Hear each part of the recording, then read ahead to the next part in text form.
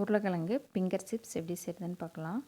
இப்போ நம்ம உருளைக்கிழங்கு வேக வச்சு தோல் உரித்து எடுத்துக்கலாம். இப்போ எல்லா உருளைக்கிழங்கையும் நம்ம தோல் உரித்து தண்ணி இல்லாமல் நம்ம எடுத்தாச்சு.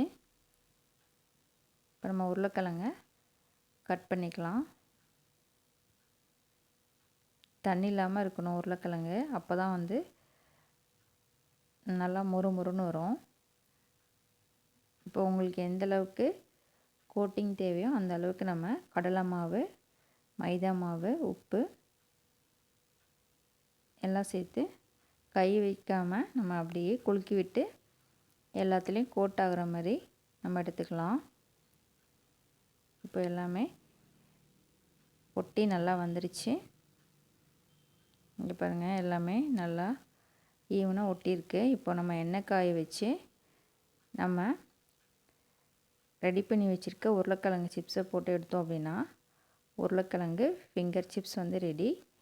இது சிம்மில் வச்சு வேக வச்சு எடுங்க. அப்போ தான் நல்லா மொறுமொறுன்னு வரும், எண்ணெயும் பிடிக்காது. நல்லா வெந்து வந்துருச்சு. இது சூப்பராக இருக்குது.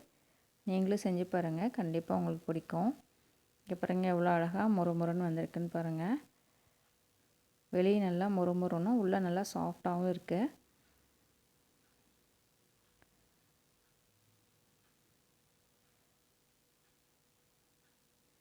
என்னோடய சேனலுக்கு சப்போர்ட் பண்ணுங்கள், லைக் பண்ணுங்கள், ஷேர் பண்ணுங்கள். தேங்க்யூ ஃபார் வாட்சிங்.